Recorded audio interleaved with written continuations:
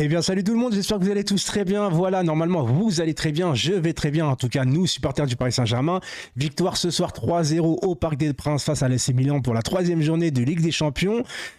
Ça fait du bien. Alors, pas tout a été parfait, encore une fois. On voit beaucoup de déchets. On voit qu'on est certes limité, mais le résultat est là.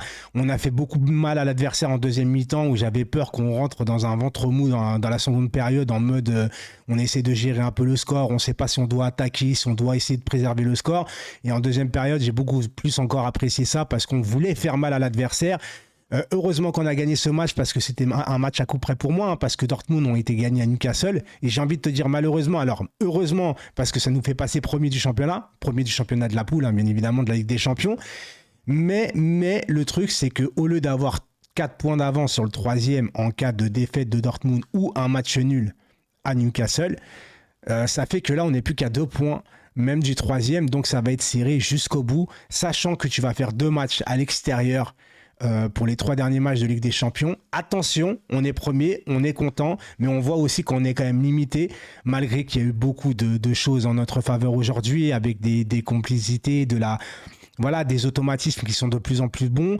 Maintenant, j'ai un peu de mal avec certains attaquants comme Kolo Muani, même s'il a marqué ce soir. Alors, je le trouve valeureux, hein, je le trouve, il débauche d'énergie, il se bat sur le terrain, etc. Mais je le trouve vraiment trop brouillon. Et j'ai l'impression de mettre Dembélé, Mbappé, Kolo Muani. Je sais pourquoi Luis Enrique les met les 3. Hein. C'est parce qu'il y a beaucoup de mobilité. Voilà, tout simplement, ces 3 joueurs qui vont pouvoir foncer, ils sont rapides, ils peuvent dézoner, etc. Mais je trouve que c'est pas très complémentaire en vrai. Et je pense que plus tard, face à une grosse équipe en Ligue des Champions, ça peut poser problème. Peut-être que je me trompe et je l'espère de me tromper. Mais quelquefois, j'aimerais plutôt voir un Gonzalo Ramos titulaire parce que lui, il peut quand même préserver le ballon. Et d'ailleurs, sur le troisième but, on a vu quand même que le mec, il a l'intelligence de faire une feinte de frappe pour laisser la balle à Kanguini. Et j'ai envie de parler de l'homme du match ce soir. Warren Zaïre-Emery. Encore une fois, je suis obligé de le dire parce que certains vont dire tu me parles pas d'âge, mais on est obligé de parler d'âge quand même. 17 ans. 17 ans. Et le mec te sort un match de Ligue des Champions de haute intensité. Et le mec, mais quelle puissance à 17 ans. Moi, j'ai toujours impressionné. Hein. Coup d'épaule, il bouge pas. C'est tout le monde, c'est tous les joueurs à côté qui tombent par terre. Il va sur les 3 buts, il est sur 2 buts. Le premier où il fait, voilà, le mec, il le retient 2 fois. Il n'arrive pas à retenir Zaïre-Emery. Il la passe à Mbappé. Mbappé qui fait une différence. Voilà, encore une fois, la spéciale Mbappé, tu vois, ses crochets, pied fermé au dernier moment et contre-pied parfait contre Mac-Ménian. Il y avait beaucoup de storytelling hein, par rapport à ce Milan. C'est les 2 frères Hernandez qui jouent l'un contre l'autre. T'avais Mac-Ménian d'un côté, ancien goal du PSG. Donnarumma, ancien goal du Milan AC, qui maintenant... Enfin, de l'AC Milan, parce que sinon je vais me faire taper sur les doigts. Donnarumma, qui est maintenant goal du PSG.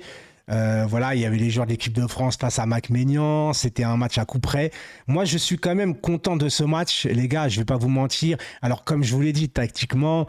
j'ai l'impression quand même que même si Luis Enrique veut imposer un style de jeu à possession de balle, j'ai l'impression qu'on n'a pas réellement une équipe de possession de balle. Je pense qu'on a encore une équipe avec les attaquants qu'on a de transition rapide. Voilà, tout simplement, quand tu regardes les buts qu'on a mis, de toute façon, c'est même pas en construction. Hein.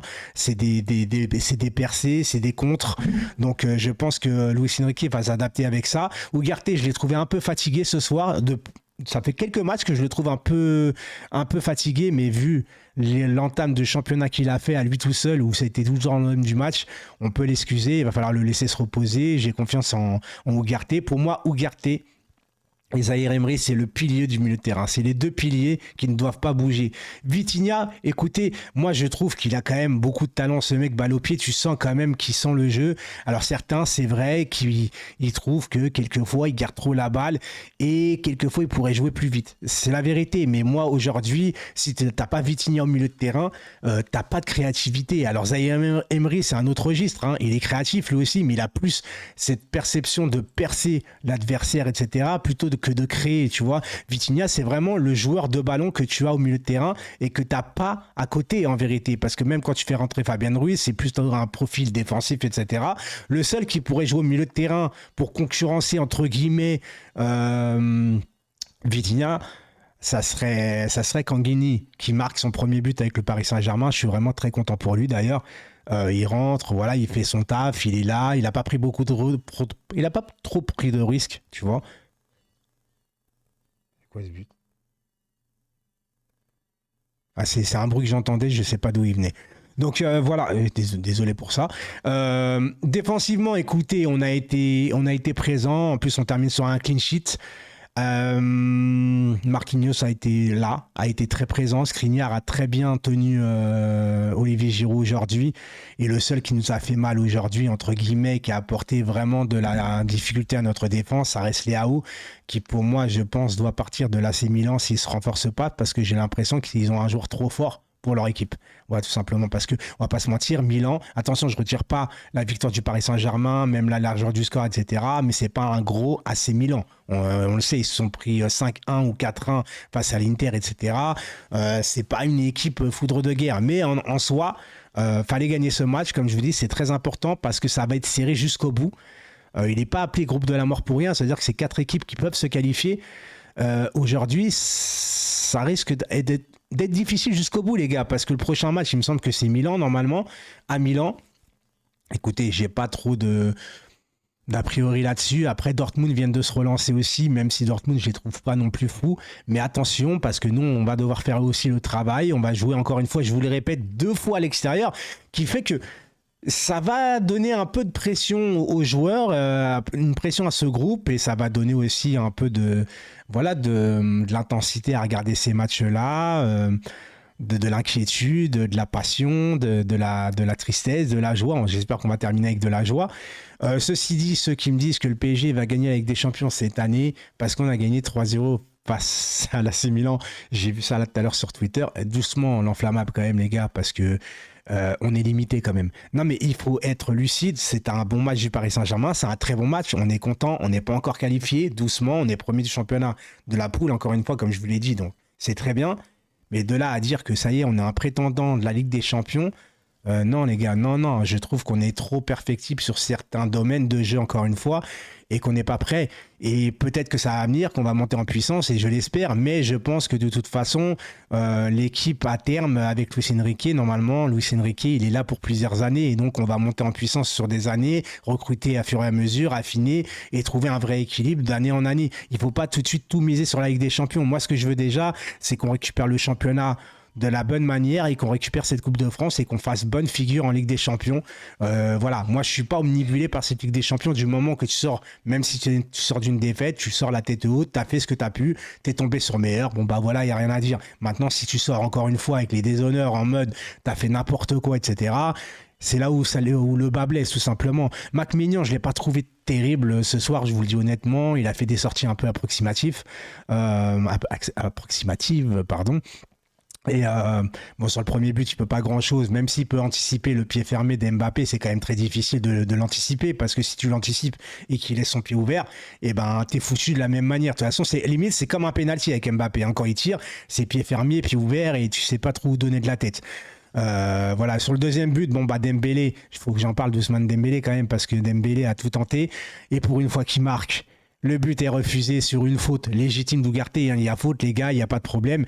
Mais pour une fois que Dembélé avait cadré, etc., bon, bah, le but est annulé. Malheureusement, il est toujours à 0 but avec le Paris Saint-Germain. C'est dommage. Il a quand même créé beaucoup d'occasions. Enfin, beaucoup d'occasions. Il crée beaucoup. Il provoque beaucoup. Après, c'est la finition qui pêche. Mais sur le deuxième but du Paris Saint-Germain, notamment le deuxième but de Kolo Muani, c'est quand même Dembélé qui fait ce crochet, qui tire. Et donc, le danger vient aussi d'Ousmane Dembélé. Il ne faut pas non plus tout jeter comme ça. Dembélé a des défauts, mais il a aussi des qualités. Il faut le prendre comme il est. Maintenant, encore une fois, Dembélé, Mbappé, Kolo Muani ensemble, j'ai du mal. Voilà. Je pense que au fur et à mesure du temps, je ne suis pas sûr que les trois resteront titulaires à chaque match. Surtout qu'en plus, Kolo Muani, Gonzalo Ramos, par exemple, tu peux mettre des fois Kolo Muani à droite à la place d'Ousmane Dembélé s'il est plus trop en confiance, etc. Gonzalo Ramos, tu peux le mettre dans l'axe. Et surtout que pour moi, Gonzalo Ramos n'est pas un concurrent direct à Kolo Muani. Pour moi, ils ne sont pas en concurrence parce que ce sont deux profils finalement qui sont complètement différents l'un de l'autre. Et en fait, avoir deux profils complètement différents, ça donne des possibilités à l'entraîneur d'entamer un match ou de voir un match par rapport à un autre sur quel effectif mettre en place et d'équilibre par rapport à l'adversaire devant le prochain match. Donc c'est pas vraiment de la concurrence, c'est vraiment d'ajuster une attaque en fonction de ton adversaire, tu vois. Et je me suis dit, quand j'ai vu Kolo Muani, je me suis dit, je sais pas trop si c'est le bon choix. Il a eu raison, hein, vu que Kolo Muani a mis le deuxième but, mais je le trouve vraiment brouillon. J'espère qu'il va s'améliorer avec le temps. Je sais pas s'il était brouillon comme ça à Francfort. C'est pas un joueur que je suivais énormément. Je le trouve brouillon. Maintenant, au niveau de, je vous le dis, hein, de l'énergie, de mouiller le maillot, c'est un joueur qui me plaît quand même parce que voilà, il a une débauche d'énergie. Il rechigne pas défensivement. C'est lui qui presse. Il se donne. On peut lui accorder ça. Et pour moi, voilà, il se donne, il marque. C'est très bien. C'est très bien, on va pas non plus tout cracher comme ça, mais à l'avenir, je le répète encore une fois, je suis pas sûr que les trois de devant soient vraiment la plus grosse complémentarité comme il se doit à Paris Saint-Germain. Voilà, c'est tout pour ce soir, pour ce petit débrief, et on se retrouve demain en live avec quelques personnes pour redébriefer de ce match avec vous et peut-être vous donner la parole, bien évidemment. Ciao tout le monde.